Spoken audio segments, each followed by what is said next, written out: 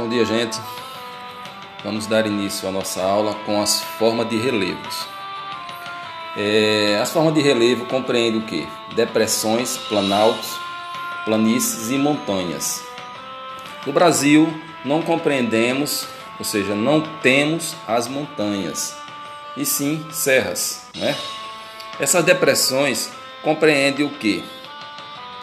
Compreendem as porções da superfície que, em geral, são planas que apresentam altitudes inferiores às suas áreas de entorno, quanto a sua altitude está acima do nível do mar. Essas áreas mais baixas que as vizinhas, as depressões são chamadas relativas, e quando a altitude está abaixo do nível do mar, são chamadas de absolutas. Bem, gente, você já pode ter visto, né, essas depressões quando vocês estão viajando, né? Até aqui próximo mesmo, você indo para o Olho d'Água do Casado, você encontra algumas dessas formações de depressões, né? Elas são baixas, não são altitude como uma serra, né? Na realidade, o Brasil ele não tem a parte de montanhas, né? Que é uma altitude bem maior. Nós vamos ver daqui a pouco sobre isso. E essas depressões, elas vão, como aqui nós temos a famosa Serra de Água Branca, ela vai mostrar que essas depressões servem para quê? Ela, de certa forma, gente, ela compreende e associa a questão dos fatores climáticos, né? Como a própria serra. Que a Serra da Água Branca, né, ela faz parte do Planalto da Borborema, ou seja, é uma cadeia de planaltos que envolve esse processo nosso. Mais à frente nós vamos tratar sobre a questão das chuvas. Aí eu vou explicar melhor sobre essa influência que o Planalto, ou seja, que a Serra da Água Branca faz para nós termos esse clima um tanto mais quente. Bem, deixa eu explicar aqui um pouco sobre o que vocês estão vendo aqui na tela. Nós temos aqui uma formação semelhante à de uma montanha, né? Abaixo da montanha, né, nós temos as rochas magmáticas.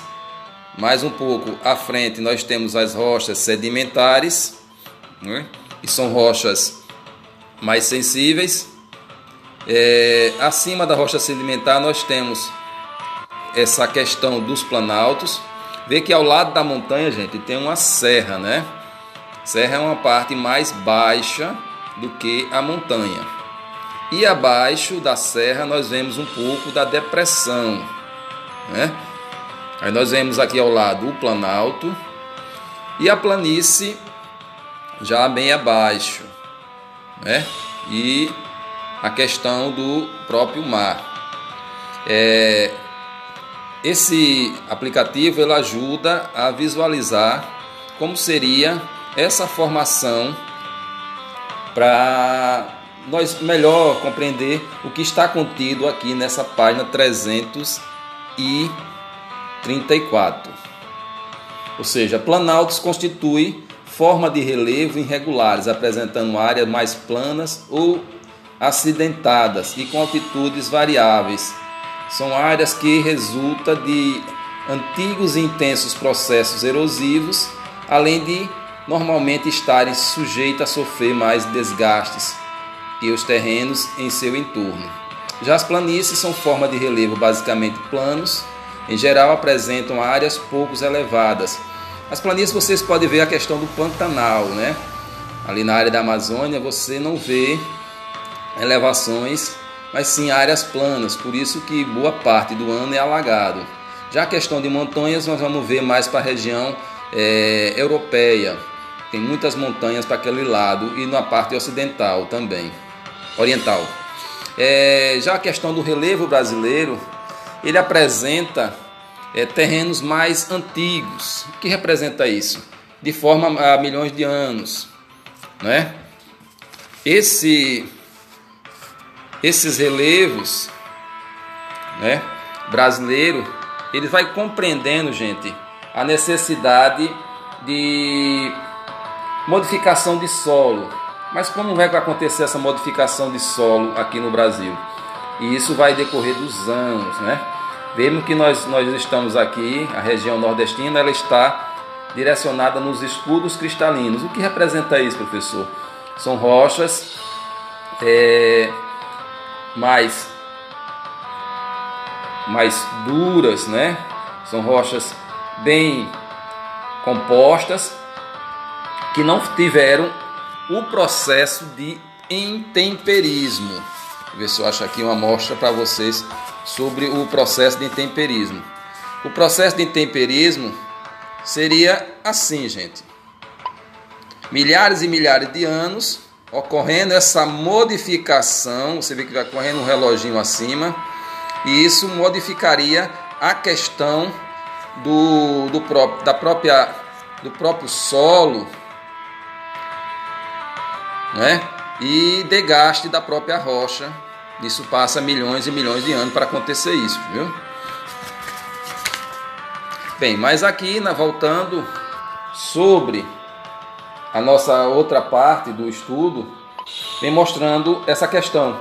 Como a gente vê a questão da montanha, que é a elevação mais alta, você vai vendo, você já veja a parte verde, que vai modificando a questão de altitudes,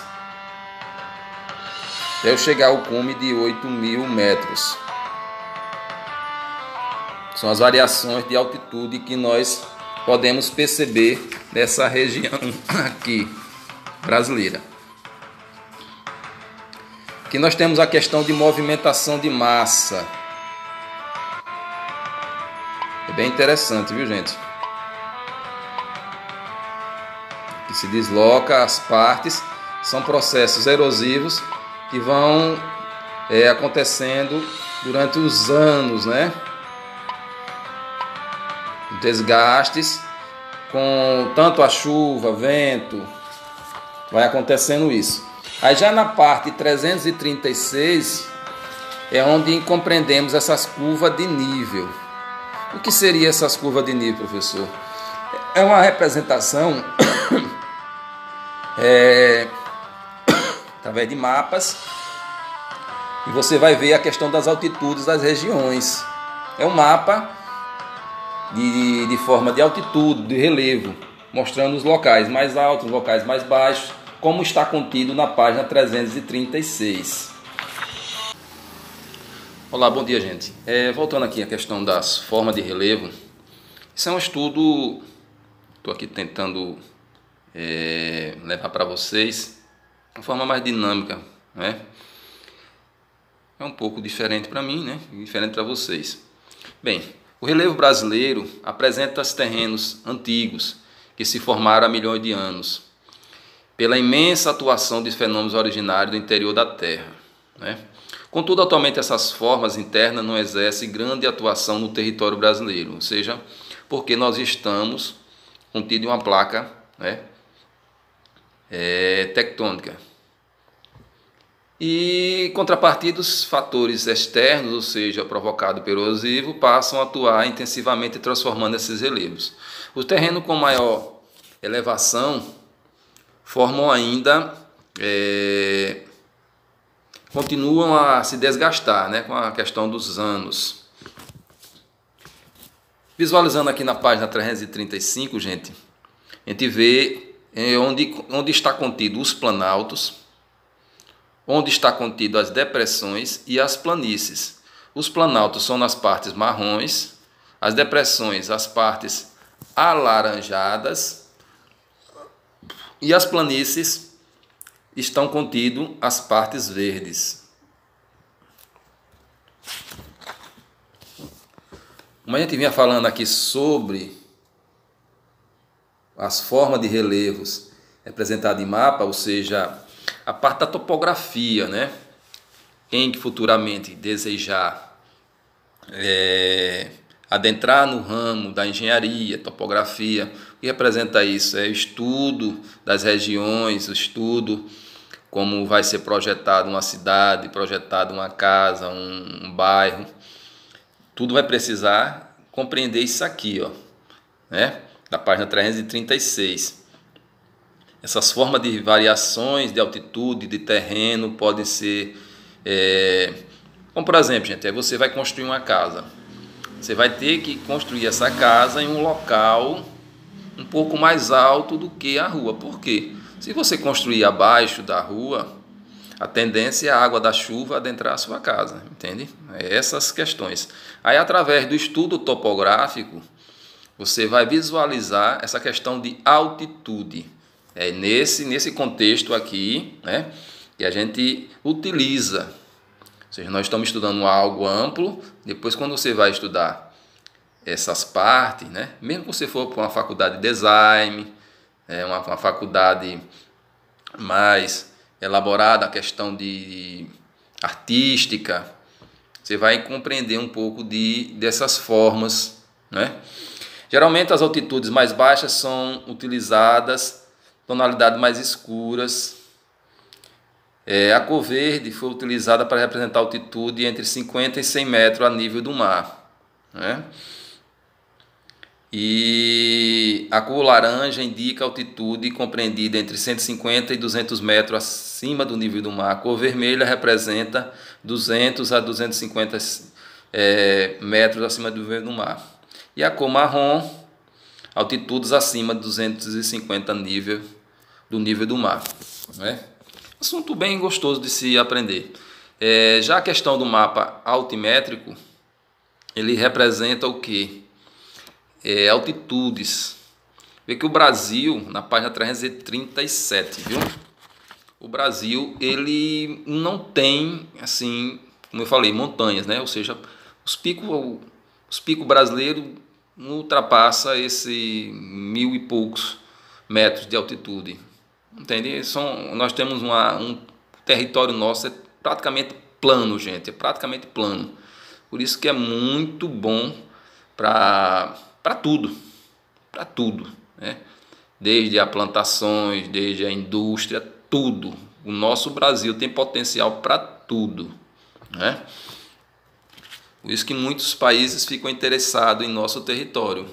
Ele é plano, tem os locais estratégicos, lançamento de mísseis, como aqui na região de nordestina, a base de Alcântara, que é excelente devido à sua altitude e posição geográfica, ou seja, nós estamos em locais altamente estratégicos, né? O território brasileiro é excelente para tudo, né? Nunca interprete que o Brasil é um país sem futuro, não. Nós temos, pelo contrário, temos políticos sem futuro, mas o nosso território, a nossa federação, ela tem grandes potencial. E vocês, como jovens, né, como crianças, têm como é que eu posso dizer para vocês? Essa destreza futura de melhorar essas questões nossa. E dúvida vamos tirando no nosso PV durante o decorrer da aula.